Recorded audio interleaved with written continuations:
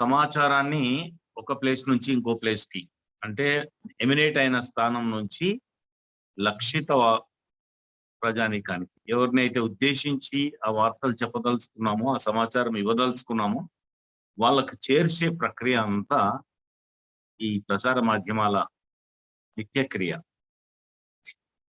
దాంట్లో ఏది సమాచారం, ఏది వార్త, ఏది వార్త కాదు,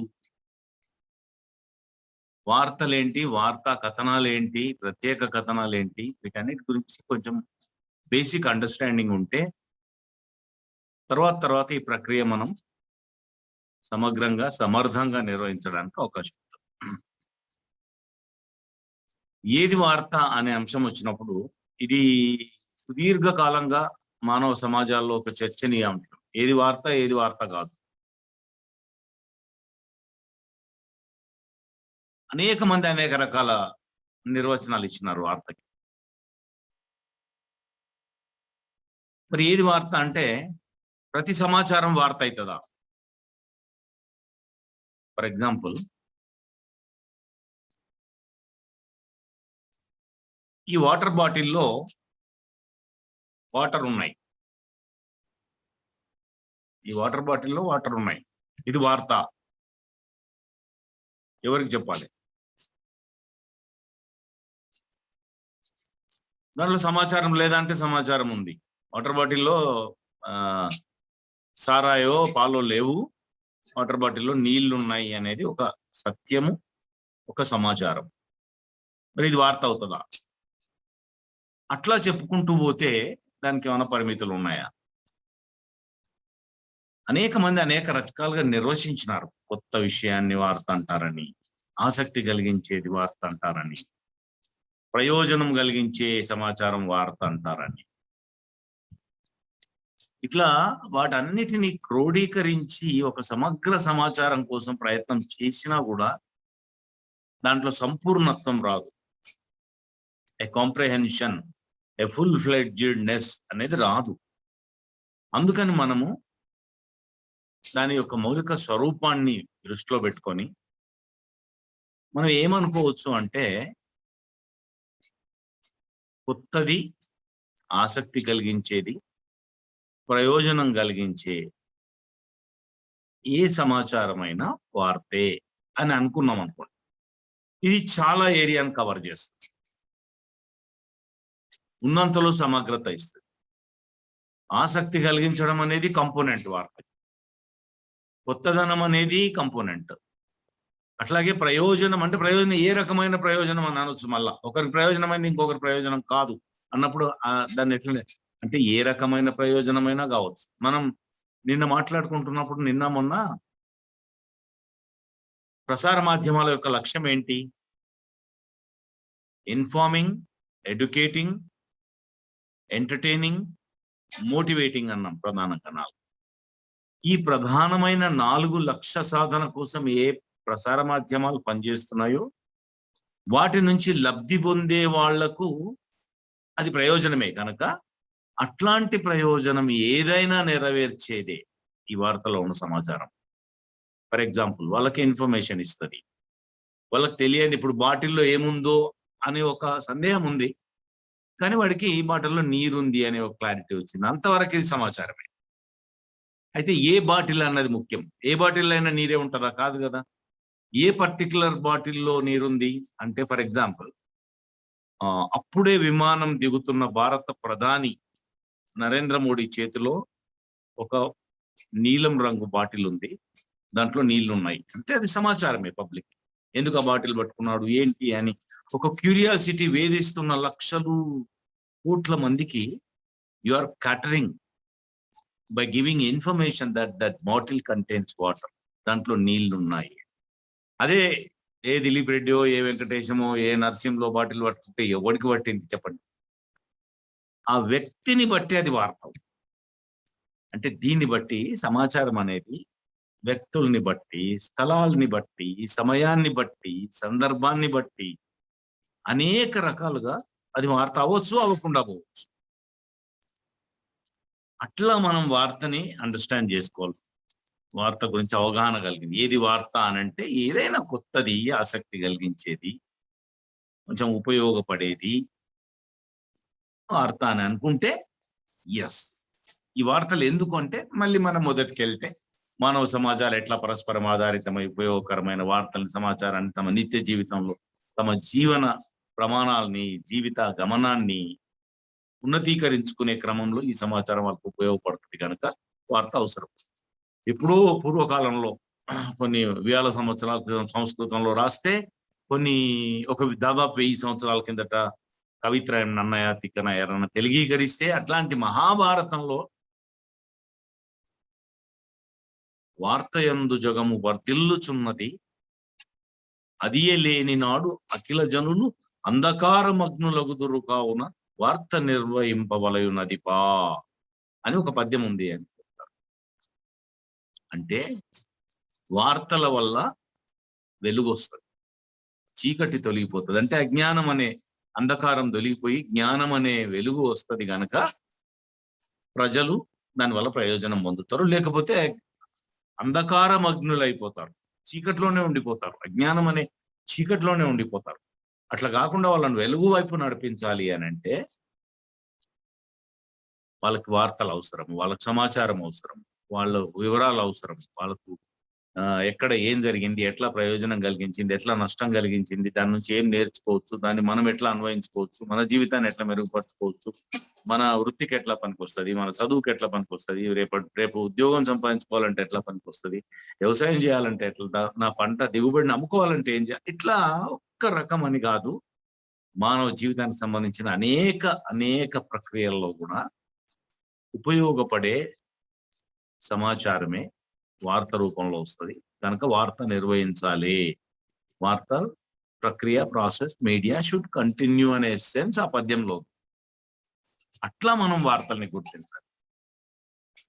గుర్తించి వాటి ప్రాధాన్యతను బట్టి వాటి అవసరాన్ని బట్టి అది రీచ్ అయ్యే సెక్షన్స్ బట్టి దానికి తగినంత ప్రాధాన్యత ఇచ్చి దానికి అవసరమైన అదనపు సమాచారాన్ని జోడించి దాన్ని మనం ప్రజాబాహుళ్యంలోకి తీసుకుపోవాలి. అది మీడియం ఏదైనా సరే, that may be paper, that may be TV, that may be website, that may be any tool, any platform. అట్లా తీసుకెళ్లాల్సి ఉంటుంది వార్త. ఇది వ్యాస్ట్ సబ్జెక్ట్. నిజానికి బహుశా అందరు చేరిపోయి ఉంటారు ఇప్పటికి 10 నిమిషాలు దాటింది కనుక. Most of the participants for this lesson program వచ్చి ఉంటారు. ఈ పత్రికలకి మ్యాగజైన్లకి వార్తలు వార్తా కథనాలని రాయడం అన్న ఫ్రేజ్ ఏదైతే ఉందో this is a big topic. ఎంత పెద్దది అంటే నేను తక్కువలో 10 క్లాసులో 12 క్లాసుల్లోనూ మా పిల్లలకు చెప్తాను, జర్నలిజం స్కూల్లో పిల్లలకు చెప్తాను. దీన్ని ఒకటే క్లాస్లో చెప్పాలి అంటే కష్టం, కానీ అక్కడక్కడ తడుముతూ వెళ్ళిపోవచ్చు. ఇందాక మనం నిర్వచించుకున్నట్టు ఇది వార్త. మరి వార్తా కథనం అంటే ఏంటి అంటే వార్తలు 2 రకాలుగా ఉంటాయి, వార్తలు అనేక రకాలుగా ఉంటాయి. దాంట్లో ఒక కైండ్ ఆఫ్ క్లాసిఫికేషన్, ఒక వర్గీకరణ ఏంటి అంటే సాఫ్ట్ న్యూస్, హార్డ్ న్యూస్ అంటారు. హార్డ్ న్యూస్ అంటే అప్పటికప్పుడు జరిగింది, డైరెక్ట్ న్యూస్, డైరెక్ట్ ఇన్ఫర్మేషన్. ఒక సంఘటనను, ఒక సమావేశము, ఒక సభను, ఒక దుర్ఘటనను, ఒక హత్యను, ఒక దోపిడీను, ఒక ప్రారంభోత్సవము, ఒక ప్రసంగము, ఇదంతా కూడా హార్డ్ న్యూస్. ఇవన్నీ వార్తలే. అయితే వాటికి అదనంగా జోడించి వివరణాత్మకంగా ఇచ్చే, అంటే దాని ముందు వెనకల్ని, దాని ప్రయోజనాల్ని, దాని ప్రభావాల్ని, దానివల్ల కలగబోయే పరిణామాల్ని, దాని నేపథ్యాన్ని, ఎందుకు ఆ పరిస్థితి వచ్చింది, ఏ అంశాలు ప్రభావితం చేస్తే ఈ కేబినెట్ ఏర్పడింది, ఈ కేబినెట్ కూర్పు వెనుక ఉన్న మతలబ్ ఏంటి, రేపొద్దు ఇప్పుడు ఏదో కమిటీ వేస్తే ఈ కమిటీ రేపు చేయబోయే పని ఏంటి, ఈ కమిటీ వల్ల సమాజానికి ఉపయోగం ఏంటి, ఈ కమిటీ ఇచ్చే నివేదిక ఏ రాగల పరిణామాలకి దారితీస్తుంది, ఇట్లాంటి అదనపు సమాచారాన్ని జోడించి ఇచ్చే వివరణాత్మకమైందే కథనం. అది ప్రధానమైన వ్యత్యాసం వార్తకైనా వార్తా కథనానికైనా. మరి వార్తా కథనం అంటే అది ఎప్పుడో సంబంధించిందా, ఇప్పటికి సంబంధించిందా, దాంట్లో కూడా అనేక రకాలు ఉంటాయి. మళ్ళీ వార్తల ఆధారిత కథనాలు అనుకోండి. అంటే ఇవాళ ఒక సంఘటన జరిగింది, ఒక యాక్సిడెంట్ జరిగింది, అక్కడ ఒక ఒక క్రీడాకారుడు, ఒక సినిమా యాక్టర్, ఒక సెలబ్రిటీ ఇంజ్యూర్ అయినాడు లేదా చచ్చిపోయినాడు. అది అంతవరకు వార్త, హార్డ్ న్యూస్. కానీ ఎక్కడ చనిపోయినాడు? అక్కడెక్కడో కట్టంగూరు దగ్గర చచ్చిపోయాడు. ఏంటి ఆ కట్టంగూరు అంటే, అది విజయవాడ హైదరాబాద్ నేషనల్ హైవే మీద ఉంది. ఎందుకు జరుగుతుంది? ఏమైనా కారణం ఉందా దానికి? అదొక మూల మలుపు ఉంది. ఆ మలుపు దగ్గర సరైన సిగ్నల్ పోస్టులు గాని, సరైన హెచ్చరిక బోర్డ్స్ గాని లేవు. ఆడ వేగం అప్పటి వరకు జమ్మని స్ట్రెయిట్ గా ఒక 10 కిలోమీటర్లు స్ట్రెయిట్ ఉంటది. అప్పుడు వేగంగా వస్తుంటాయి వెహికల్స్. కానీ సడన్ గా ఆడ ఒక టర్నింగ్ ఉంది. ఆ టర్న్ కూడా చాలా సాంకేతికంగా అట్లాంటి రోడ్ వేయకూడదు. కానీ వాళ్ళు ఎట్లా పొరపడ్డారో ఇంజినీర్లు, ఆ మలుపు ఇచ్చినారు. అందుకని ఆపోజిట్ వస్తున్న వెహికల్ కంట్రోల్ అవ్వడం కష్టం. అట్లా గత 6 మాసాల కాలంలో 11 యాక్సిడెంట్స్ అయినాయి. దాంట్లో ఒక 4, 5 యాక్సిడెంట్స్‌లలో జనాలు బాగా చచ్చిపోయారు. ఇట్లా అనే వివిధ సమాచారం దానికి సంబంధించింది పోగు చేసి మనం ఆసక్తికరమైన కథనంగా జోడిస్తే అది దాని వెంటనే సేలబిలిటీ ఉంటది దానికి. ఆసక్తి ఉంటది జనాలకు. ఓహో! ఇక్కడ అమ్మా! అందువల్ల ఈ ప్రమాదం జరిగిందా? అయ్యో!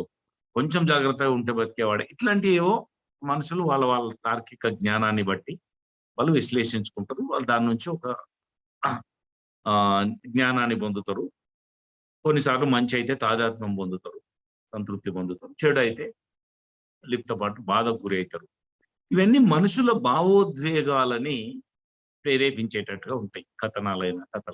దాంట్లో అనేక రకాలుంటాయి. మానవాసక్తి కథనాలుంటాయి, ఫాలో అప్ కథనాలుంటాయి. గతంలో ఇచ్చినయి, ఇప్పుడు ఇచ్చినయి. ఇదివరకు జరిగిన సంఘటనకి ఇప్పుడు తాజా పరిణామం, తాజాగా ఏం జరిగింది? దాంట్లో కొత్త మలుపు ఏమొచ్చింది? అనేక రకాలు ఈ కథనాలుంటాయి. వార్తలేమో ఇందాక మనం మాట్లాడుకున్నట్టే సంఘటనలు కావచ్చు, సభలు కావచ్చు, సమావేశాలు కావచ్చు, ఒక కొత్త నిర్ణయం కావచ్చు, ఒక విధాన నిర్ణయం, ఒక జీవో రావచ్చు. అట్లా ఒక జడ్జిమెంట్ రావచ్చు, ఒక తీర్పు రావచ్చు న్యాయపరమైన. ఒక క్రైమ్ జరగవచ్చు, ఒక హత్య జరగవచ్చు, అత్యాచారం జరగవచ్చు. ఇట్లాంటివన్నీ కూడా వార్తలే. ఆ వార్తలకు కొనసాగింపుగా ఇంకా వివరణాత్మకంగా ఇచ్చేవి, జ్ఞాన వృద్ధి చేసేవి, ఎంటర్టైన్ చేసేవి, అట్లాగే చైతన్యపరిచేవి కథనాలై ఈ వార్తలు. మరి ఇవి ఇందాక మాట్లాడుతూ నేను అనేక రకాలని చెప్పినాను. Hard news, soft news. Soft news ఏవి అంటే ఇట్లాంటి కథనాలన్నీ సాఫ్ట్ న్యూస్ అయితాయి. వానికి అర్జెన్సీ కానీ, వాటిలో అప్పటికప్పటి ఎలిమెంట్ కానీ ప్రధాన అంశం కాదు. దాన్ని ఆధారం చేసుకొని రాస్తారు. అవి సాఫ్ట్ స్టోరీస్. కర్టెన్ రైజర్ కావచ్చు. రేపు ఒక సమావేశం జరగబోతుందంటే అది ఏ సమావేశము, ఏ సభ, దాని వెనుక నేపథ్యం ఏంటి, ఎవరు లీడ్ చేస్తున్నారు, ఎందుకు ఆ సభ, కుల సమావేశం కావచ్చు, లేకుంటే ఒక ఉద్యోగుల సంఘం సమావేశం కావచ్చు, లేదు ఒక రాజకీయ పార్టీ సమావేశం కావచ్చు, లేదు ఒక యూత్ క్లబ్ వాళ్ళ సమావేశం కావచ్చు, లేదు ఒక రిలీజియస్ మత భేటీ కావచ్చు, సువార్త సభ కావచ్చు, ఏదైనా కావచ్చు. సభ, సమావేశాలు, పరిణామము. రేపు ఒక ఉత్సవం జరగబోతుంది, జాతర. ఎప్పుడు?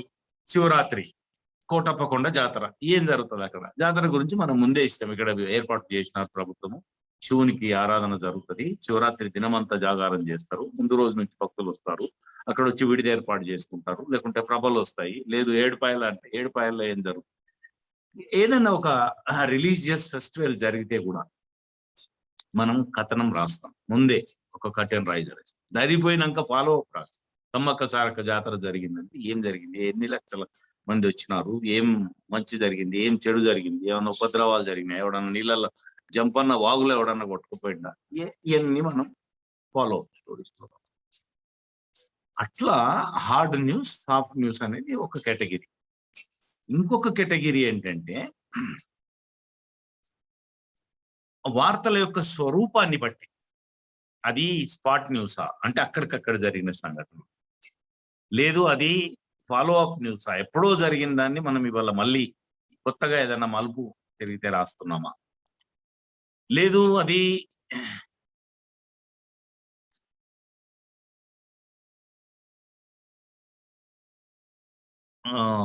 మనం ఏమంటాం, అవైటెడ్ న్యూస్ అంటాం ఇంగ్లీష్ లో.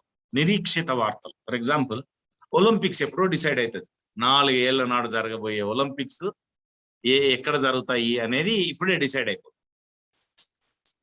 పలానా చోట జరుగుతుందంటే దానికి సంబంధించి ఒక ఉన్నత స్థాయి మీటింగ్ ఇవాళ ప్యారిస్ లో జరిగింది అంటే, లేదు దానికి సంబంధించిన గ్రౌండ్లు కొత్తగా ఒక 15 గ్రౌండ్స్ పెంచాలని కన్సర్న్ గవర్నమెంట్ డిసైడ్ చేసింది అంటే, ఇట్లా అయినాక కర్టెన్ రైజర్ మాత్రమే కాకుండా కౌంటర్ డౌన్ కూడా స్టార్ట్ అయింది. డౌన్ ది లైన్ పలానా 20 రోజుల్లో ఒలింపిక్స్ స్టార్ట్ అయితే అంటే ఇవాళ నేటికి 19 రోజులు, 18 రోజులు, 17 రోజులు, 16 రోజులు అని రాస్తూనే ఉంటాం. అప్పుడు మనకి జరగబోయే ఈవెంట్కు సంబంధించిన మౌలికమైన ఏర్పాట్లతో పాటు, క్రీడాకారులు సంసిద్ధం అవడంతో పాటు, అక్కడ తీసుకుంటున్న జాగ్రత్తలతో పాటు, ఈసారి కొత్తగా యాడ్ అవుతున్న క్రీడలు, తొలగించబడుతున్న క్రీడలు, ఇట్లా అనేక విషయాలు మనకు ముందే ఈవెంట్ స్టార్ట్ అయ్యేటప్పటికే we will be flooded with lot of information. అవన్నీ కూడా అవైటెడ్ న్యూస్ లో జరగబోయే వాటి గురించి ఇట్లా పలు రకాలుగా వార్తలు. అయితే ఒకటి ఏంటంటే, వార్తలు రాసేటప్పుడు ఏ అంశాన్ని ప్రాతిపదికగా తీసుకోవాలి అని చాలా మంది జర్నలిస్టులకు డౌట్ ఉంటుంది. వృత్తిలో ఉన్న వాళ్ళకి, కొత్తగా వృత్తిలోకి వస్తున్న వాళ్ళకు కూడా వార్తని ఎట్లా గుర్తించాలి, వార్త లక్షణం ఏంటి, వార్త స్వభావం ఏంటి, వార్తలో ఉండే సమ్మిళిత అంశాలు ఏంటి, ingredients, what are the ingredients for a news item అని అంటారు. మనోళ్ళు పాత సంప్రదాయబద్ధంగా చెప్పే ఒక గొప్ప మాట ఏముందంటే 5W and H అని ఒక మాట చెప్తారు. 5W and H అంటే ఏంటి అంటే, 5W and H అంటే what, who, where, why, how. ఏం జరిగింది, ఎక్కడ జరిగింది, ఎప్పుడు జరిగింది, ఎందుకు జరిగింది, ఎవరున్నారు దానికి అనే ఒక మౌలికమైన అంశం అని అబ్స్ట్రాక్ట్ లాగా తీశారు. అనేక సంఘటనలను, వార్తల్ని సమగ్రంగా విశ్లేషించిన తర్వాత these are the common components as per the human curiosity and interest. మనిషి యొక్క ఆసక్తిని బట్టి ఒక వార్తలో ఈ ఎలిమెంట్స్ ఉండాలి, ఒకటి ఉండకపోవచ్చు, కానీ ఇవి ఉండాలి. ఏం జరిగింది అనేది ఒకటి, ఎప్పుడు జరిగింది ఒకటి, ఎక్కడ జరిగింది ఒకటి, ఎందుకు జరిగింది ఒకటి, ఎట్లా జరిగింది, దట్ ఈస్ హౌ, హెచ్. ఇది అనేక రకాలుగా రూపాంతరం చెందింది, అది వేరే విషయం. ఆ రిపోర్టింగ్ స్టైల్ మారింది, రిపోర్టింగ్ ఎలిమెంట్స్ లో ఉండే ప్రయారిటీస్ మారినాయి, రాసే తరహా మారింది. అంటే లీడ్ ఏది ముందు చెప్పాలి, ఏది తర్వాత చెప్పాలి, ఇట్లా over a period of time ఒక 150-200 సంవత్సరాల్లో దాంట్లో అనేక మార్పులు వచ్చినాయి. కానీ ఇది కాదనలేని మౌలిక సత్యం. ఓకే, ఇంతేనా వార్త అంటే? ఇవి ఉంటే వార్తనా, ఇవి లేకపోతే వార్త కాదా? తప్పది. స్థూలంగా ఇవి ఉండాలి, ఇవి లేకపోయినా కూడా వార్త అవుతుంది. కొన్నిసార్లు ఎవరో తెలియదు, ఒకరెవరో అక్కడ ఒక పెద్ద బ్యారెల్లో విషం కలిపిపోయినారు, ఆ నీళ్ళు తాగిన వాళ్ళంతా అస్వస్థత ఉన్నారు, సీరియస్ కండిషన్స్ లో హాస్పిటల్లో చేంజ్. మరి ఎవరు కలిపినారంటే ఎవడో తెలియదు, హూ అనేది లేదు, కానీ వార్త కాకుండా పోదు. వై తెలియదు చాలాసార్లు. వై అంటే ఎందుకు జరిగింది, ఎందుకు జరిగిందో జరిగింది. అట్లా ఇంకా వేరంటే జరిగి ఉంటాయి. ఒక్కొక్కసారి ఒక్కొక్క పరిణామం జరుగుతుంది, ఎక్కడో తెలియదు. ఇప్పుడు సైన్స్ అంటే బాగా డెవలప్ అయింది, ఈ సిస్మోగ్రాఫ్స్ వచ్చినాయి, ఎక్కడ భూకంపం జరిగిందో యాక్యురేట్ గా తెలుస్తుంది. ఒకప్పుడు తెలిసేది కాదు. ఇప్పుడు తుఫాన్లు కూడా ఎక్కడో 500-600 కిలోమీటర్ల లోపల సముద్ర అంతర్భాగం, అంటే సముద్రం విస్తరించిన భూమికి సుదూర ప్రాంతంలో 500 కిలోమీటర్ల దూరాన కూడా ఒక లో డిప్రెషన్ ఏర్పడితే, ఒక అల్ప పీడనం ఏర్పడితే, అది తుఫానుగా కన్వర్ట్ అయ్యే క్రమంలో తీరం వైపు ప్రయాణిస్తుంటే ఫలానా 540 కిలోమీటర్ల దూరంలో దాని కేంద్రక స్థానం ఉంది. ఇప్పుడు రాగల 48 గంటల్లో అది ఈశాన్య దిశగా ప్రయాణించి ఆంధ్ర ఒరిస్సా సరిహద్దులోని ఫలానా ప్రాంతంలో తీరం దాటబోతుంది ఎల్లుండి అని చెప్తే the scientific equipment, the assessment accuracy is such, ఒక కిలోమీటర్ 2 కిలోమీటర్ల తేడా కూడా లేకుండా 48 గంటల తర్వాత 540 కిలోమీటర్ల దూరంలో ఇప్పుడు ఉన్నది వచ్చి తీరాన్ని దాటుతుంది అంటే దట్ ఈస్ శాటిలైట్ ఇమేజ్ అనండి, క్లైమేటిక్ కండిషన్ స్టడీ అనండి, అనేక రకాల ఎక్విప్మెంట్ వచ్చింది. ఇవాళ వాటన్నిటినీ ఇంటిగ్రేట్ చేసి వాళ్ళ సమాచారం తీసుకొస్తున్నారు. అట్లా కొన్నిసార్లు ఎక్కడ ఏమిటి ఏదైనా ఒక నిర్దిష్టమైన ప్రశ్న 1-2కి సమాధానం లేకపోయినా అది వార్త కాకుండా పోదు, అది వార్తే అవుతుంది. అప్పుడు మన మూలంలోకి వెళ్ళిపోయి అది కొత్తగా ఆసక్తి కలిగించేదా, ప్రయోజనం కలిగిస్తుందా, అట్లాంటి 1-2 ఎలిమెంట్స్ ఉంటే చాలు వాటిని. మరి ఈ వార్తలన్నీ ఎక్కడ దొరుకుతాయి? వార్త ఆధారాలు అంటాం మనం. Where we can get these all news. పలానా చోట్ల ఉంటాయంటే ఇప్పుడు ఎక్కడ దొరుకుతుందంటే అరే డిమార్ట్లోకి పోయి దొరుకుతుంది, రిలయన్స్ మార్ట్కి పోయి దొరుకుతుంది అంటే, అట్లా న్యూస్ ఎక్కడన్నా దొరుకుతాయి అంటే ఎవరైనా పోయి తీసుకొచ్చి టకా పేజీలు నింపేసి పేపర్ ఇచ్చేస్తారు. ఎక్కడ దొరుకుతాయి వార్తలు అంటే చాలా మంది చాలా రకాలుగా చెప్తారు. ఆల్ డిపార్ట్మెంట్స్ అంటారు, బీట్స్ ఉంటాయి కొన్ని అంటారు, క్రైమ్ అయితే పోలీస్ స్టేషన్లు, మార్చరీ సెంటర్లు, ఇట్లా కొన్ని చెప్తారు. వార్తలకి సోర్స్ ప్లేసెస్ ఎక్కడ దొరుకుతాయి వార్తలు అంటే, నా ఉద్దేశంలో సమస్త విశ్వము ఒక వార్తల ఖని. నువ్వెంత తవ్వుకుంటే అంత. అన్ని చోట్ల ఉంటాయి వార్తలు, అన్ని చోట్ల పరిణామాలు ఉంటాయి, అన్ని చోట్ల సంఘటనలు ఉంటాయి, అన్ని చోట్ల ఈవెంట్స్ నిర్వహించినప్పుడు ఈవెంట్స్ ఉంటాయి. అట్లా మొత్తం సమస్త ప్రపంచమే వార్తల కని. ఎప్పుడు ఎక్కడ ఏ రూపంలో వార్త వస్తుందో తెలియదు. కనుక మనం కాపెట్టుకొని ఉండడమే మన పని. We have to simply follow it.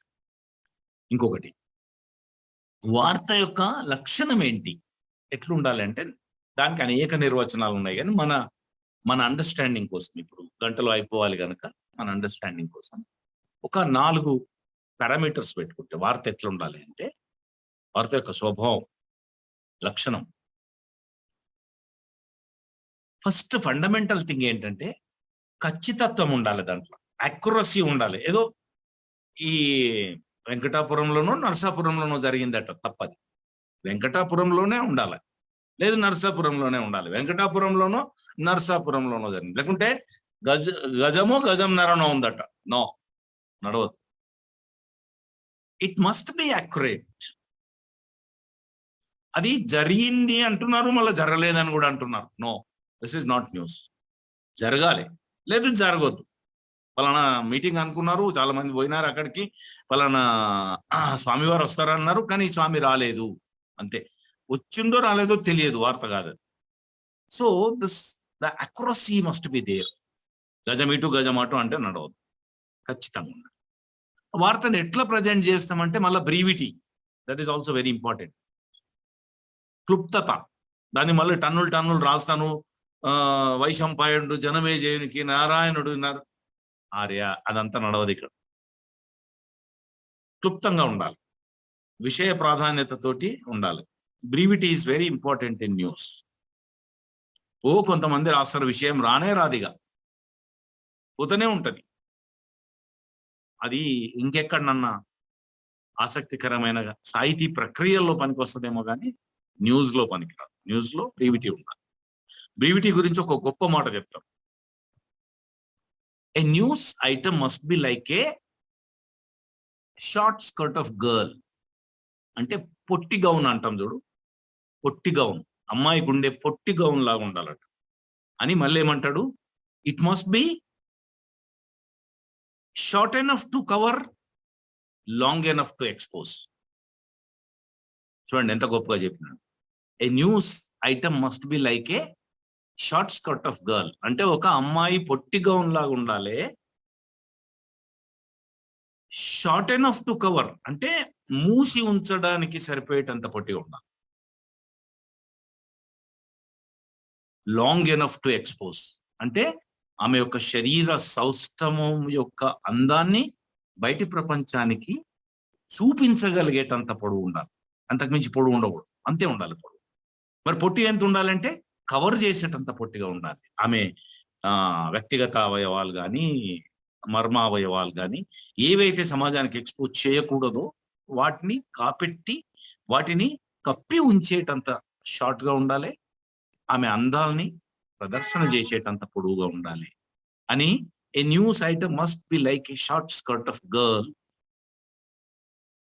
Long enough to cover, short enough to expose అని చాలా గొప్పగా చెప్పినారు. వార్త కూడా అట్లనే ఉండాలి, విషయం ఉండాలి, ఏది మిస్ కాకూడదు, అన్ని విషయాలు తెలిసి రావాలి, అట్లనే టన్నులు రాయకూడదు, కుదించి రాయాలి. ఇది బ్రీవిటీ. యాక్యురసీ ఉండాలి, బ్రీవిటీ ఉండాలి.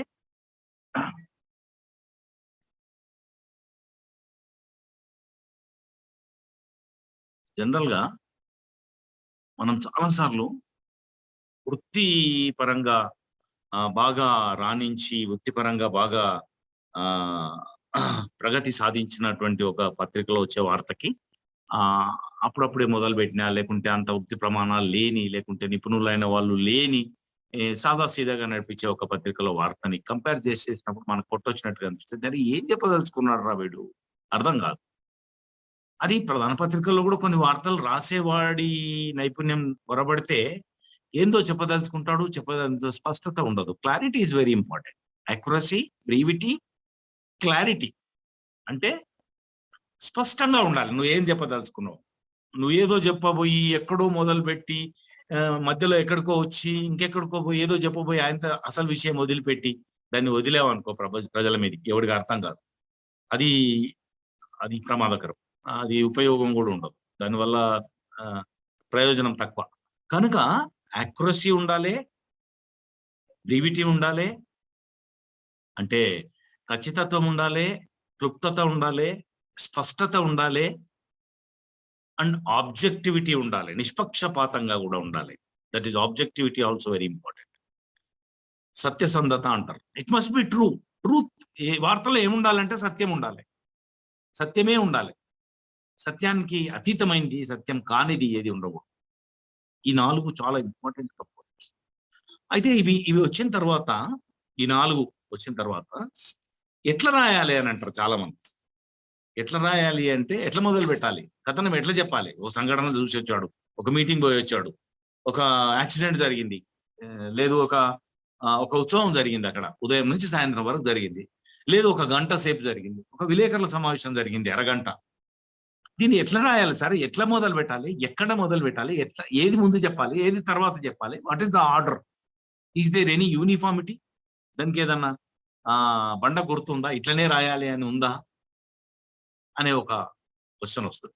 అందరు ఒక తీరే రాస్తారా అంటే చాలా వరకు ఒక తీరు రాస్తారు, కొన్నిసార్లు వైవిధ్యం ఉండొచ్చు. కానీ వీటన్నిటినీ సూత్రీకరించే ఏదన్నా డెఫినేషన్ ఉంటుందా, ఏదన్నా మోడల్ ఉంటుందా, ఎట్లా రాయాలి అని ఉంటుందా అంటే ఉంటది. ఎట్లా జరిగిందో అట్లనే రాయాలని మాత్రం ఉండదు. దయచేసి గమనించండి నేను చెప్పేది జాగ్రత్తగా. ఎట్లా జరిగిందో అట్లనే రాయాలి, అదే క్రమంలో రాయాలి అని ఉండదు. మరి ఎట్లా రాయాలంటే మానవ ఆసక్తిని ప్రామాణికం చేసుకొని రాయాలి. Human interest. ఇప్పుడు ఫర్ ఎగ్జాంపుల్ మీరు ఇంట్లో నుంచి బయలుదేరారు, మీరు మీ చెల్లెలు వాళ్ళ ఊరికి పోదామని బస్ ఎక్కిపోతే ఎక్కడో మార్గ మధ్యంలో యాక్సిడెంట్ జరిగింది. మీరు మీ బస్కి ఏం కాలేదు, మీరు కిటికీల నుంచి చూస్తున్నారు, ఒక జీబు అదుపు తప్పి ఒక చెట్టు గుద్దుకుంది. అక్కడ జనాలంతా, ఆ జీబులో ఉన్న వాళ్ళంతా చెల్లాచెదరుగా పడిపోయినారు. అందులో ఒకళ్ళిద్దరు చచ్చిపోయినట్టున్నారు, ఇంకో ఇద్దరిని హాస్పిటల్ తీసుకుపోతున్నట్టున్నారు. ఆడ చర్చ జరుగుతూ ఉంది, మాట్లాడుతూ ఉన్నారు. ఆ జీబు ఎవరితో చెప్పి ఇట్లా జరిగింది అనుకోండి. ఈ సంఘటన మీరు ప్రజలకు చెప్పాలి, బయట ప్రపంచానికి, ప్రజాబావులని చెప్పేటప్పుడు ఆ రోజు శుక్రవారం, నేను ఉదయమే లేచి చెల్లెలు వాళ్ళ ఊరికి వెళ్దామని లేచిన, స్నానం చేసిన, కొత్త బట్టలు వేసుకున్నా. కొత్త బట్టలు అంటే మరీ కొత్తవి కావు, అంతకుముందు ఎప్పుడో వాడినవే, కానీ తాజాగా ఇస్త్రీ చేసినవి వేసుకొని పోతున్నా. బస్సు రాలేదు. అరగంట నిరీక్షించిన. సరే, అరగంట నిరీక్షించిన తర్వాత బస్సు వచ్చింది. వాడు డ్రైవర్ నెమ్మదిగా నడుపుతున్నాడు. నేను వెళ్తుంటే మధ్యలో రంగాపురం వచ్చేటప్పటికి సడన్ గా బస్సు ఆగిపోయింది. శబ్దాలు వినిపిస్తున్నాయి, బయట అన్ని ఆహకారాలు. ఏంటి అంటే ఒక యాక్సిడెంట్ జరిగింది.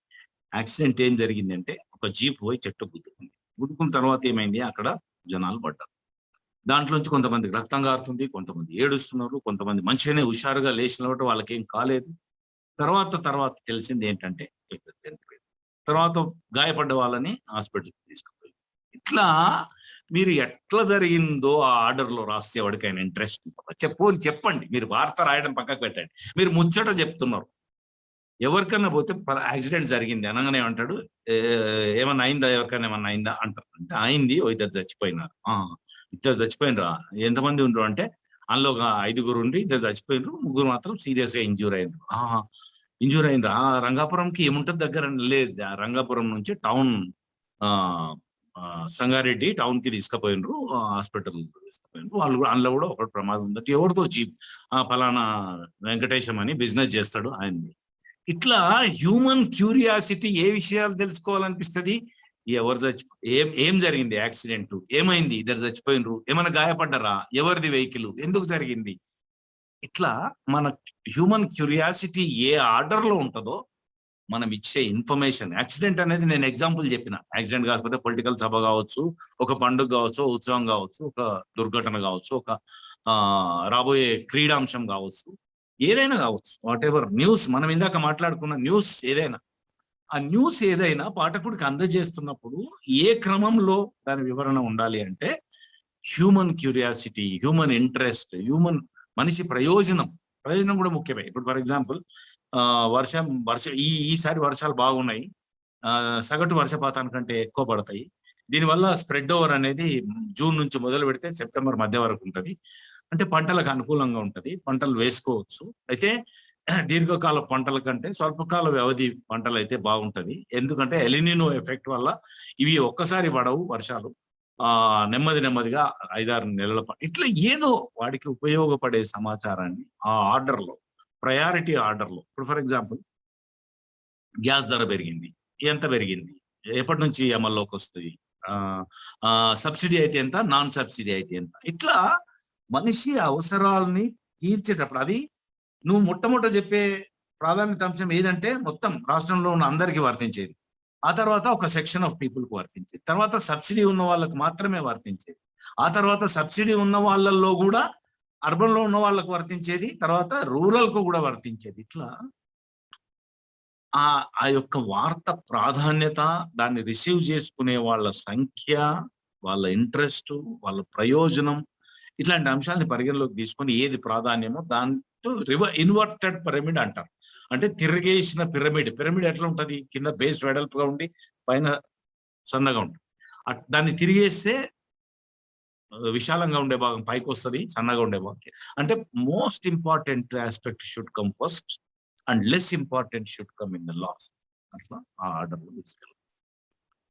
అట్లాగే ఇది ఆర్డర్ ఎట్లా రాస్తామని. ఇది మరి పత్రికలకు రాసేది ఒక తీరే ఉంటదా? మళ్ళా మ్యాగజైన్‌లకు రాసేది ఒక తీరే ఉంటదా? ఒక ప్రధాన స్రవంతి పత్రికలో పనిచేసేవాడు రాసే పని ఎట్లుండాలి? ఒక టీవీకి రాసేటప్పుడు ఎట్లుండాలి? ఒక వెబ్‌సైట్‌కి రాసేటప్పుడు ఎట్లుండాలి? దాంట్లో అనేక వైవిధ్యాలున్నాయి. మనకి నాకు సమయం అనుమతించదు గానీ, మీకు సూచాయిగా చెప్తాను. ఒక పర్ఫెక్ట్ జర్నలిస్టు సమర్థవంతంగా రాయాలి అంటే, దాన్ని వృత్తిగా చేసుకుంటున్నప్పుడు ఒక 10 కమాండ్‌మెంట్స్ అనదగ్గ లక్షణాలు కొన్నుంటాయి. ఒక 10 అవి పుణికిపుచ్చుకుంటే గనక చాలా సమర్థవంతమైన జర్నలిస్ట్‌గా రాణించడానికి ఆస్కారం ఉంటది. ఆ 10 చెప్తాను మీకు. అది 10కి 10 క్లాసులు అవసరమైతాయి గానీ నేను ఏ అవి ఏమిటో చెప్తాను. ఒకటి విషయ పరిజ్ఞానం ఉండాలి. జర్నలిస్ట్ అయ్యబడే వాడికి రాసేటప్పుడు ఏం రాస్తావు అంటే, నీకు ఏం రాయాలన్నా నీకు విషయ పరిజ్ఞానం ఉండాలి. లేకుండా నువ్వు రాయలేవు. అది ఏదైనా గాని ఒక సైన్సా, లేకుంటే ఒక క్రైమా, లేకుంటే ఒక ఆహ్, మానవాసక్తికర కథనం రాయాలన్నా, లేదు ఒక డిపార్ట్‌మెంట్ గురించి రాయాలన్నా, ఒక రాజకీయ పార్టీ పరిణామ క్రమం రాయాలన్నా, నువ్వు ఏది రాయాలన్నా, అరే నీకే తెలవనప్పుడు నువ్వు ఇంకోనికి ఏం చెప్తావయ్యా? బేసిక్ ఇష్యూ అది. మనకు మనం ప్రశ్నించుకోవాలి. మనం ఎవరికైనా ఏదైనా చెప్పాలంటే మనకు తెలియాలి కదా ఫస్ట్. అందుకని విషయ పరిజ్ఞానం ఉండాలి. First thing. విషయ పరిజ్ఞానం తర్వాత భాష ఉండాలి. లాంగ్వేజ్. నువ్వు ఏ భాషలో చెప్పదలుచుకున్నావు? ఇంగ్లీషా? తెలుగా? తెలుగైతే నువ్వు భాష అనేది లేకుండా నువ్వు చెప్పలేవు. అది టీవీకి ఆహ్, లైవ్ ఇచ్చేటప్పుడు మైక్ పట్టుకొని చెప్పడమైనా, లేదు రాయడమైనా, లేకుంటే వెబ్సైట్కి ఒకవైపు నుంచి విజువల్ వెళ్తా ఉంటుంది, ఇంకొక వైపు నుంచి మనం దాని మీద వ్యాఖ్యానం చేస్తూ ఉండాలన్నా, ఏదైనా నీకు భాష రావాలి, భాష మీద పట్టు ఉండాలి. అది ఇంగ్లీష్ కానీ, తెలుగు కానీ, ఇంకోటి కానీ ఏ మాధ్యమంలో పనిచేస్తున్నావో, ఏ భాషా మాధ్యమంలో పనిచేస్తున్నావో ఆ భాష మీద నీకు సమగ్రమైన పట్టు ఉండాలి. తర్వాత మూడోది ముఖ్యమైనది విషయ పరిజ్ఞానము, భాష తర్వాత కమ్యూనికేషన్ స్కిల్ ఉండాలి.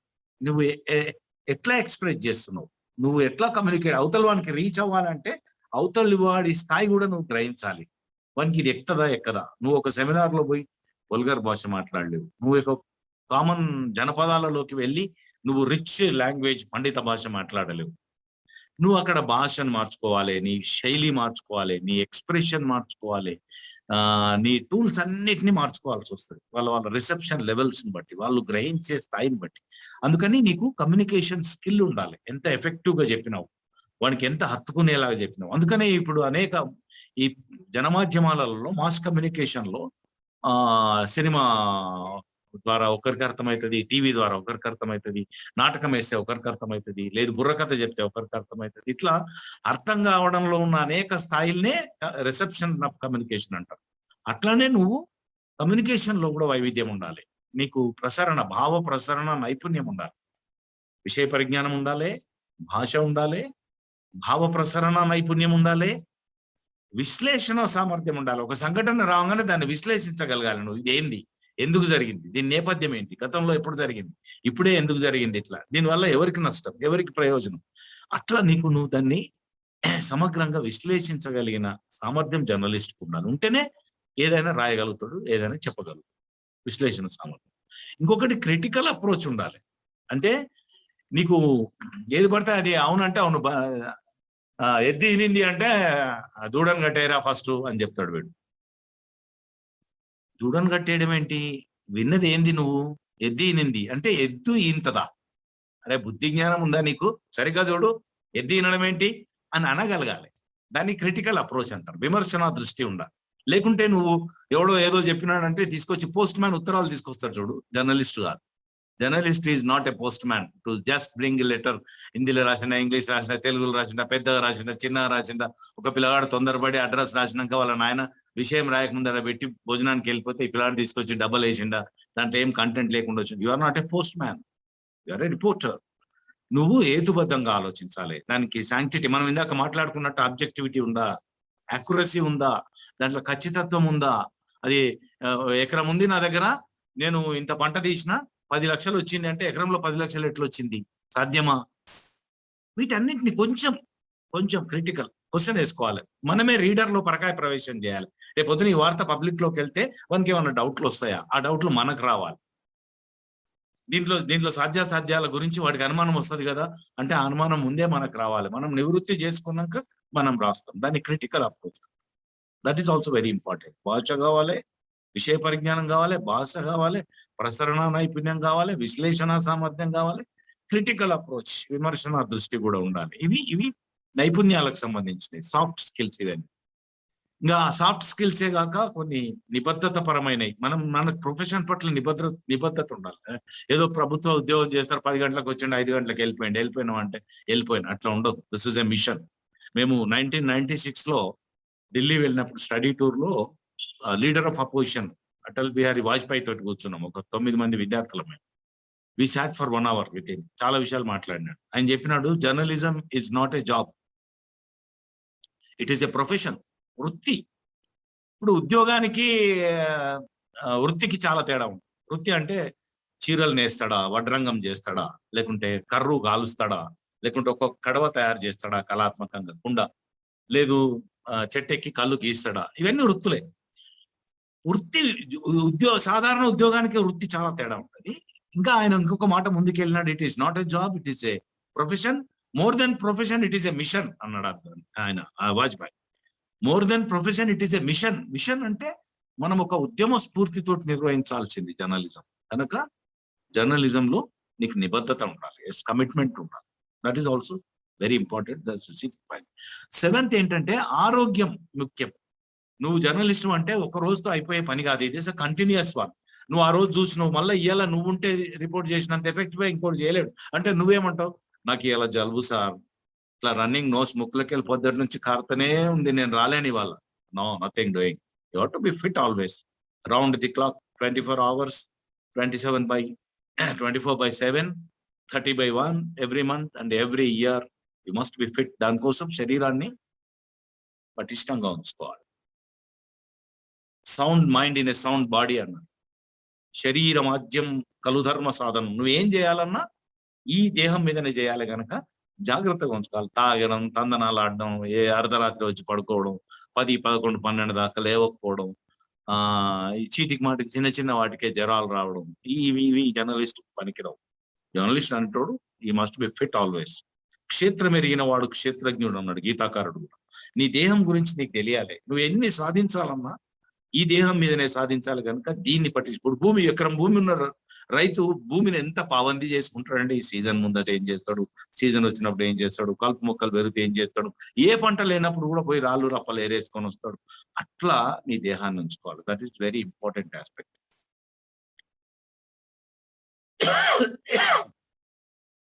తర్వాత సమయ పాలన చాలా ఇంపార్టెంట్ అండి. మన వాళ్ళు పట్టించుకోరు. ఏముంది నేను ఎప్పుడు పోతే అప్పుడు. అమితాబ్ బచ్చన్ చెప్తాడు కదా, हम जहाँ खड़े हुए वहां से बीट शुरू होता. నేను ఏడ నిలబడతానో ఆడికెళ్ళి క్యూ స్టార్ట్ అవుతుంది. అమితాబ్ బచ్చన్ చెప్తాడు కదా. Yes, is such a great personality. He may say like that, but we cannot say that. నేను పోతే ఎట్లా స్టార్ట్ చేస్తాడు ప్రెస్ కాన్ఫరెన్స్? నేను ముందే స్టార్ట్ చేస్తాడా? తప్పది. We should not do that. We should not indulge. నేను అంటున్నానని కాదు, ఉన్నారు ఇట్లాంటి జర్నలిస్టులు చాలా మంది. అట్లా వద్దు. నీ వెనకాల ఉన్న పెద్ద బిల్డింగ్ చూపించి, ఇంత పెద్ద బిల్డింగ్, ఇంత పెద్ద సాక్షి, ఇంత పెద్ద ఈనాడు లెక్క చేయడావాడు, నేను పోతేనే ప్రెస్ కాన్ఫరెన్స్ స్టార్ట్ కావాలి. తప్పది. ఎవరు ఇంటర్వ్యూ అడుగుతావు, 9 గంటలకు రమ్మంటాడు, నువ్వు వెళ్ళడమే 10 గంటలకు పోతే ఒక్కొక్కసారి మనమే నష్టపోతాము ఉంటారు. ఎట్లా అంటే ఎవరో 9 గంటలకు టైం ఇస్తాడండి, నీకున్న ప్రాక్సిమిటీ, నీకున్న సంబంధం దృష్ట్యా 9 గంటలకు రండి, నేను ఎయిర్పోర్ట్కి వెళ్ళిపోయేది ఉంది 10 గంటలకు అని. మీరు 9:45 ఆయన ఇంటికి పోయారు. అప్పటికే ఆంధ్రజ్యోతి ఆయన వచ్చిండు, నువ్వు ఈనాడుకి రిపోర్ట్ చేస్తున్నావు, లేదు సాక్షికి రిపోర్ట్ చేస్తున్నావు, ఈనాడు ఆయన వచ్చిండు, సరిగ్గా క్యాచ్ చేసుకున్నాడు, ఇంటర్వ్యూ తీసుకున్నాడు, పోయింది. నేనేమో సారీ అండి నేను బయలుదేరుతున్నా, ఇగో నాకు టైం లేదు. You miss, you will score. ఊరికే ఎగ్జాంపుల్ చెప్తున్నా, ఇక్కడనే కాదు, చాలా చాలా సందర్భాల్లో, చాలా చాలా సమయాల్లో మనం టైం ఫంక్చువాలిటీ ప్రాపర్గా లేకపోవడం వల్ల నష్టపోయిన సందర్భాలు ఉంటాయి. అది మనం నష్టం అంటే ఏంది, మన పాఠకులకి, మన ప్రజలకి, మనం ఎవరికైతే సర్వే చేయదలుచుకున్నామో వాళ్ళకి నష్టం జరుగుతుంది. కనుక సమయ పాలన అనేది చాలా ఇంపార్టెంట్. ఈ 8 ఆస్పెక్ట్స్ మీరు వినండి. విషయ పరిజ్ఞానము, భాష, కమ్యూనికేషన్ స్కిల్, భావ ప్రసరణ నైపుణ్యము, విశ్లేషణ సామర్థ్యము, క్రిటికల్ అప్రోచ్, విమర్శన దృష్టి, అలాగే శరీర పటుత్వం కలిగి ఉండడం, నిబద్ధత, వృత్తి పట్ల నిబద్ధత కలిగి ఉండడం, ఈ సమయ పాలన ఉండడం.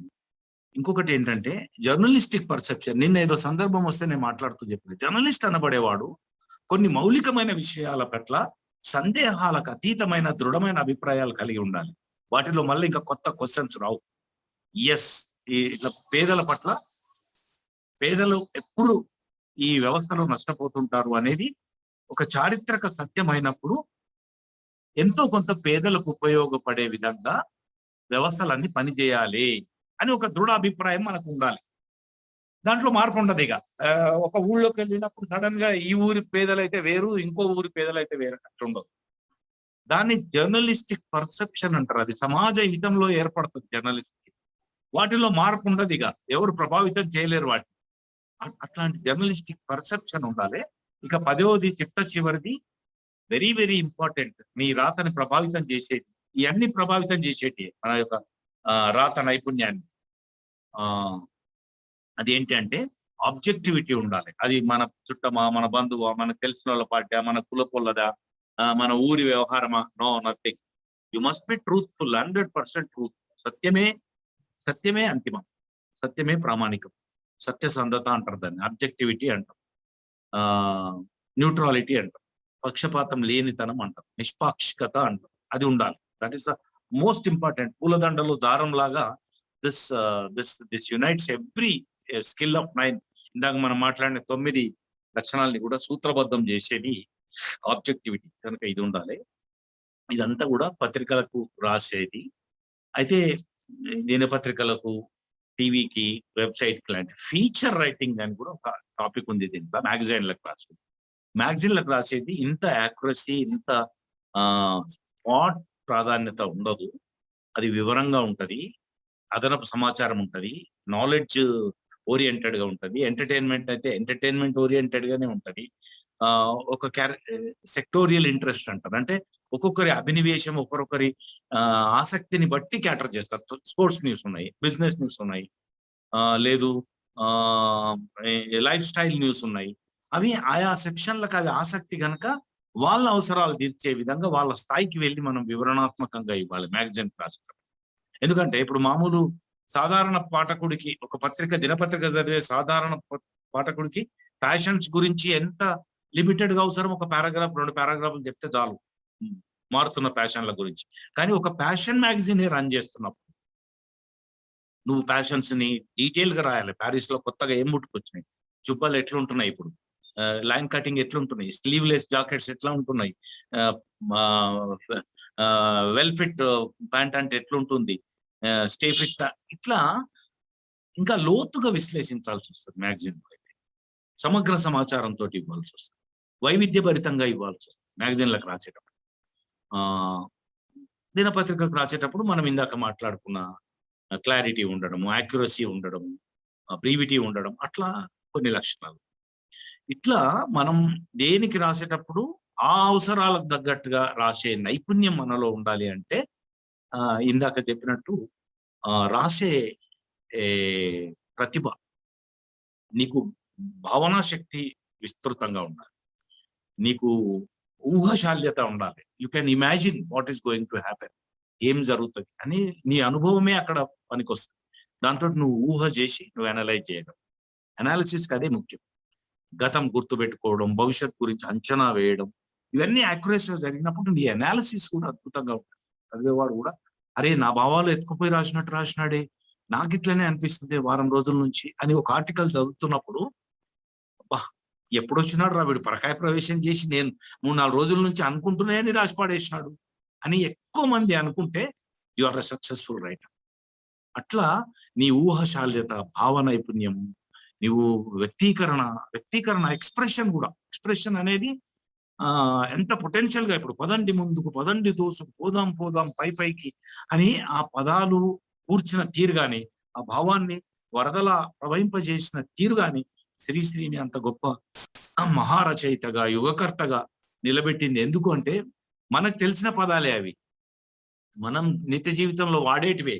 కానీ ఆయన రాసే తీరు ఏదో ఉంటది. పదండి ముందుకు, పదండి దూసుకు, పోదాం పోదాం పైకి అంటే ఆ పేర్చిన ఆర్డర్ ఏదైతే ఉందో అది ఉత్తేజాన్ని కలిగిస్తది. ఇట్లా రక్తము పరిగెత్తించి ఒంటి మీద రోమాలు నిక్కపొడిచే విధంగా చేసే ఇది కూడా రాతలోనే ఉంటది. రాత రాణించాలి అంటే అది వార్త గాని, వార్తా కథనం గాని, ఆహ్, ఆహ్, స్పీచర్ గాని, ఎక్స్‌క్లూజివ్ గాని, హ్యూమన్ ఇంట్రెస్టింగ్ గాని, పరిశోధనాత్మక కథనం గాని, వివరణాత్మక వ్యాసం గాని, ఏదైనా ప్రసార మాధ్యమాలకు రాస్తున్నాము అంటే అది ప్రభావవంతంగా ఉండాలి. It must give impact on reader. పాఠకుడి మీద ప్రభావం చూపెట్టాలి. అట్లా రాయాలి అంటే రైటింగ్ స్కిల్ ఎప్పుడు డెవలప్ అయితది? చదివితే డెవలప్. బాగా చదవాలి. బాగా చదవాలి. విస్తారంగా చదవాలి. అన్‌లిమిటెడ్‌గా చదవాలి. చదవట్లేదు. మన రీడింగ్ హ్యాబిట్స్ అన్నీ పోతున్నాయి. ఇవాళ జర్నలిస్టులు కూడా ఏది చదవట్ల. ఏదో టీవీ చూస్తున్నారు. అది ఇది తీసుకొచ్చి రాసేస్తున్నారు. అందుకే దాంట్లో చోగా ఉంటుంది తప్ప ఒక ఇంచును మించిన లోతుకెళ్ళట్లేదు. పైపైన అంతే. మరి చదివేవాడికి కూడా ఏ ఆసక్తి కలగదు దాంట్లో. దాంట్లో కొత్త నాలెడ్జ్ కూడా రాదు. ఎందుకంటే నువ్వు ఎప్పుడు బాగా రాయగలుగుతావు? ఎప్పుడు సమర్థంగా రాయగలుగుతావు? అంటే నువ్వు బాగా చదివి ఉంటే రాయగలవు. మరి చదవడం అలవాటు తప్పిపోయింది సార్. నేను చదవలేకపోతున్నా సార్. ఒకప్పుడు నేను బాగా చదివేవాడిని గానీ ఇప్పుడు నేనేం చదువుతలేను. చదవకపోవడం వల్లనే నేను మధ్య రాయలేకపోతున్నాను అన్న జర్నలిస్టులను చాలా మందిని చూశాను నేను. అయితే ఈ చదవడానికి, ఈ చదివేయడం ద్వారా నాలెడ్జ్‌ని సంపాదించడానికి 3 టెక్నిక్స్ ఉన్నాయి. అవి చెప్పి ముగిస్తాను నేను. ఆ 3 బాగా గుర్తుపెట్టుకోండి. 1, 2, 3. ఆ 3 ఏంటి అంటే బాగా చదివి విషయ పరిజ్ఞానం తెలుసుకొని, బాగా నాలెడ్జ్ సంపాదించి, ఆ చదవడం ద్వారా అనేకులు రాసిన వైవిధ్యమైన భావనా శక్తి, వైవిధ్యభరితమైన ఊహశాల్యత, వైవిధ్యభరితమైన అభివ్యక్తి, ఎక్స్ప్రెషన్, ఇవన్నీ మనం ఆకలింపు చేసుకొని మళ్ళీ మనం రాతలో కూడా దాన్ని రిఫ్లెక్ట్ చేసి మనం ప్రభావవంతంగా రాయాలి అంటే ఈ చదవడం విషయంలో మీరు చెప్తానన్న 3 టెక్నిక్స్ ఏంటి అని అంటే, ఒకటోది చదవడం, రెండోది చదవటం, మూడోది చదవటం. చదువుతూనే ఉండండి. చదివితే వస్తది. దానికి పరిమితులు లేవు. అట్లా చదివితే రాయగలుగుతున్నాం. Effective writer is a more effective reader. So ferocious reader he can definitely write good. ప్రత్యేక స్కిల్స్ వేరే ఉంటాయి. కానీ సాధారణంగా మంచిగా రాయాలి అంటే నువ్వు మంచిగా చదివి, బాగా చదివి ఉండాలి. నేను కోర్సులు, డిగ్రీలు అంటలేను. ఏ కోర్సులు, డిగ్రీలు లేక ఇంటర్మీడియట్ 10th డ్రాప్ అవుట్ లో కూడా మహాద్భుతంగా పుస్తకాలు పుస్తకాలు చదివి ప్రపంచాన్ని సమగ్రంగా అర్థం చేసుకున్న వాళ్ళు చాలా మంది ఉన్నారు.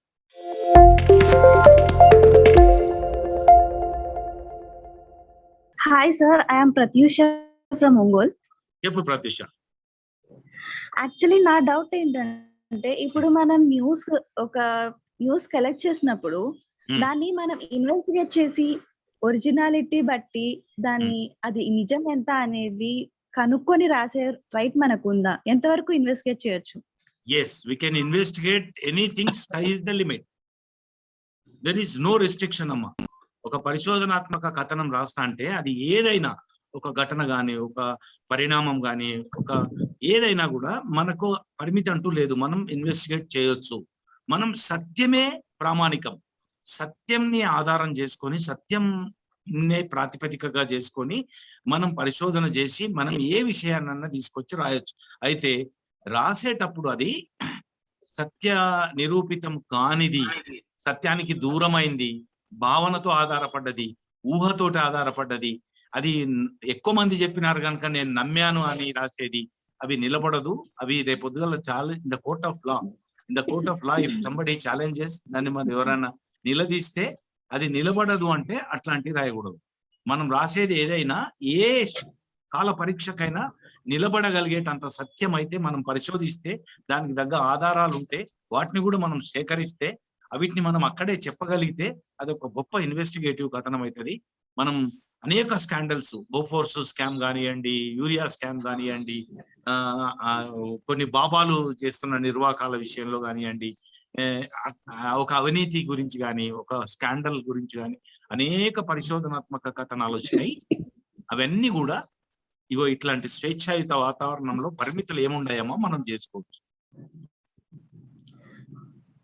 సపోజ్ ఇప్పుడు మనం ఇన్వెస్టిగేషన్ చేస్తున్న ఒక మ్యాటర్ కాన్ఫిడెన్షియల్ కానీ లేదా సెన్సిటివ్ కానీ అయి ఉంటే దాని జోలి మనం వెళ్ళవచ్చా? వెళ్ళవచ్చు. దానికి కాన్ఫిడెన్షియాలిటీ అని ఏముండదు. కానీ కొన్ని ప్రత్యేక సందర్భాల్లో మనం రాయకూడని విషయాలు ఉంటాయి. ఏంటంటే అది రాయడం వల్ల దేశ భద్రతకు, దేశ సమగ్రతకు, దేశ సార్వభౌమాధికారానికి భంగం కలుగుతుంది అనుకుంటే, ఒక నేర దర్యాప్తులో ఒక కేసు ఇన్వెస్టిగేషన్ జరుగుతున్నప్పుడు మనం ఆ వివరాలు వెల్లడించడం వల్ల అది నేర దర్యాప్తుకు భంగం కలిగిస్తుంది అనుకుంటేనో మనం రాయకూడదు. ఫర్ ఎగ్జాంపుల్, ఒక కేసు ఇన్వెస్టిగేషన్ జరుగుతుంది, ఫలానా నిందితుడు ఫలానా చోట ఉన్నట్టుగా సూచాయగా ఒక దర్యాప్తు సంస్థకు తెలిసింది. వాళ్ళు ఒక చిన్న టీంని ఏర్పాటు చేసి వాని ఆచూకీని పట్టుకోండి అని అక్కడికి పంపించిండ్రు. అది నీకున్న వృత్తి నైపుణ్యం వల్ల, నీకున్న పోలీస్ కనెక్షన్స్ వల్ల అక్కడ అట్లా ఒక టీం కన్స్టిట్యూట్ చేసినట్టు ఆ ఊరి పరిసరాల్లో అంత ఘాతుకం చేసినటువంటి నిందితుడు తిరుగుతున్నట్టుగా నీకు తెలిసింది అని నువ్వు వచ్చి పేపర్లో గబగబా రాసి పాడేసి నా ఇన్వెస్టిగేషన్ రిపోర్ట్ ఇది అనకూడదు. ఎందుకంటే వాడు నిందితుడు, సమాజానికి కూడా వాడు ద్రోహి, ఒక క్రైమ్ చేసినాడు, ఈనియస్ క్రైమ్. వాడిని పట్టుకునే క్రమంలో ఉన్నారు, వాడు అక్కడ ఉన్నాడని కొన్ని అనుమానాలు ఉన్నాయి. ఒక టీం పోయి రహస్యంగా పనిచేస్తుంది. నువ్వు అలా రాయడం వల్ల వానికి సంబంధించిన వాడు ఆ పేపర్ చదవడం వల్లనో వాడు ఆ ప్రాంతం నుంచి ఇక్కడికి ఓహో టీం వస్తుంది అని తెలుసుకొని అక్కడి నుంచి గాయబైపోయే ప్రమాదము, అది దర్యాప్తుకు భంగం కలిగించే, నేను ఒక ఉదాహరణ చెప్తున్నా, దర్యాప్తుకు భంగం కలిగించే ఆస్కారం ఉంటుంది కనుక అటువంటివి రాయకూడదని మనకు విధి నిషేధాలు ఉంటాయి కొన్ని. అవి మనకు ఎప్పటికప్పుడు ప్రెస్ కౌన్సిల్ వాళ్ళు కానీ లేకుంటే డిఫరెంట్ సెట్ ఆఫ్ ఏజెన్సీస్ ఉన్నాయి, అవి మనకు సూచిస్తూ ఉంటాయి. వాటి ప్రకారం ఏది చేయొచ్చో ఏది చేయకూడదు, ఆ పరిమితులు తప్ప ఒక వాస్తవాన్ని మరుగుపరిచే విషయాలు వేటికి మనం ఆందోళన చెందాల్సిన అవసరం లేదు. ఎస్, మనం తీసుకురావచ్చు. మీరన్న కాన్ఫిడెన్షియాలిటీ, సీక్రసీ అవి మనం తెలుసుకోవచ్చు, పరిమితులు ఏముండవు. మళ్ళీ రాసేటప్పుడు మాత్రం జాగ్రత్తగా ఎంతవరకు రాయాలో అంతవరకే రాయాలి, అంతకు మించి మనం రాయకూడదు, వాటిని బయట పెట్టకూడదు. అవి ఏంటో కూడా తెలుస్తాయి సందర్భాన్ని బట్టి, మీరు ఇన్వెస్టిగేట్ చేస్తున్న అంశాన్ని బట్టి దాంట్లో కాన్ఫిడెన్షియల్ ఏంటి, సీక్రెట్ ఏంటి అని వెరీ లిమిటెడ్ అమ్మా. అది 5% మించి ఉండదు. 95% మాత్రం మనకు స్వేచ్ఛ ఉంటుంది, పోయి ఏ సమాచారం అన్నా తీసుకొచ్చుకోవచ్చు. ఇది ప్రజలకు ఉపయోగపడుతుంది అనుకున్నప్పుడు ఏ నిషేధాలు వర్తించవు, ఇవ్వాల్సిందే. Morning sir. Good morning sir. Sir నా పేరు మల్లికార్జున్ సార్. చెప్పండి సార్. ఏం లేదు సార్, నేను కొంత ఇన్ఫర్మేషన్ కోసము ఒక అధికారిని అడిగాను సార్, ఇవ్వలేదు. అయితే నేను సమాచార హక్కు చట్టం కింద ఒక జర్నలిస్ట్ గా నాకు అడగడానికి ఆస్కారం ఉందా? అయితే ఒకటి, సమాచార హక్కు చట్టంలో ఉన్న గొప్పతనం ఏంటంటే ఏ పౌరుడైనా, దేశంలో ఉన్న ఏ పౌరుడైనా ఏ సమాచారం అయినా అడగొచ్చు. అయితే జర్నలిస్ట్ గా ప్రత్యేకమైన రైట్ ఏమి ఉండదు. ఒక సాధారణ పౌరుడిగా ఉండే హక్కే జర్నలిస్ట్ కూడా ఉంటది. నువ్వు జర్నలిస్టు కాకపోయినా కూడా ఆర్టీఐ దరఖాస్తు పెట్టొచ్చు, అడగొచ్చు, సమాచారం పొందొచ్చు. తేడా ఏం లేదు. Okay okay sir, thank you sir. చాలా వరకు సమాచారం ఇవ్వడం లేదు. అయితే ఖచ్చితంగా మీరు ఒక లెటర్ రాసి ఇవ్వండి, నేను ఖచ్చితంగా అప్పుడు ఇస్తాను అంటున్నాను. రాసియండి, ఏమైంది, నష్టమేముంది దాంట్లో? నేను జర్నలిస్ట్ ని, నాకు ఈ సమాచారం కావాలి, నేను వార్త కింద రాసుకోవడానికి నాకు ఈ సమాచారం అవసరం ఉంది, రాసియండి అని ఒక కాగితం మీద రాసియండి, 4 లైన్లు, ఏముంది. Okay, thank you sir.